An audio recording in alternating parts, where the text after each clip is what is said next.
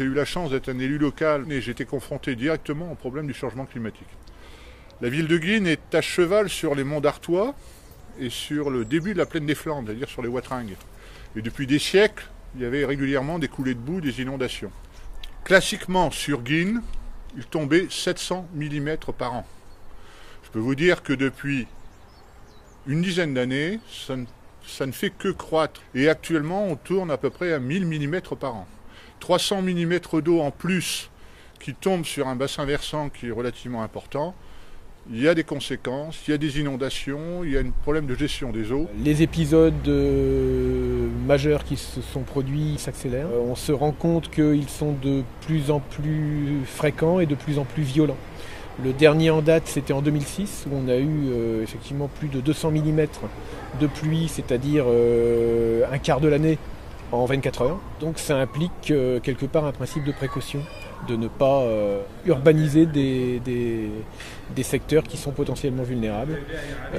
Et ça implique aussi une certaine mesure, une certaine rationalité dans la façon d'aménager. Ne pas imaginer qu'on peut s'affranchir des contingences naturelles et faire ce qu'on veut où on veut.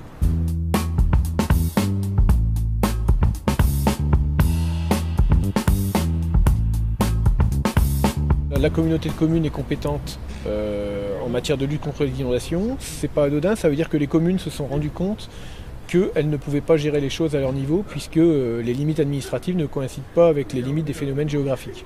Après réflexion, il y a eu un premier programme Ararat 1 suite à des événements climatiques intervenus dans les années 2000. Donc pour ça, les objectifs ont donc été d'implanter un certain nombre de bassins qui n'ont pas pu se réaliser parce qu'on touche aussi à la problématique de la propriété foncière et de la maîtrise du sol et de la bonne entente aussi avec le monde agricole pour arriver à réaliser des ouvrages qui représentent des emprises et qui donc présentent aussi une perte de revenus pour les agriculteurs puisqu'ils n'ont plus la terre pour les cultiver.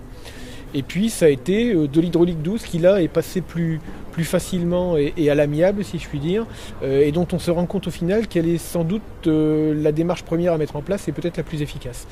Alors les ouvrages, pour vous en citer quelques-uns, ont été mis en place en 2004-2005. Des haies, à peu près plus de 10 km de haies, plus d'1 hectare de bandes enherbées, des pâtures de rétention, des zones enherbées qui ont été préservées, à peu près 5 hectares, et puis des fascines. Donc ce sont des ouvrages donc légers, on pourrait croire qu'ils n'ont aucun impact, mais bien au contraire. C'est-à-dire que le monde agricole a vu les conditions d'exploitation, etc. améliorées. Clairement, depuis, je pense, 1996-97, finalement, j'ai constaté assez rapidement des coulées de boue relativement importantes. De la terre qui venait, je devais le constater, ça venait de méchant. Donc je décidais de changer complètement finalement ma méthode de travail pour justement conserver ce capital qu'est ce sol. Le projet Ararat, il m'a été présenté par les élus locaux de l'époque et finalement j'ai adhéré forcément tout de suite, parce que c'était pour moi aussi un moyen d'éviter aussi la fuite de mon sol quelque part. Ça pouvait limiter donc l'érosion de mes sols.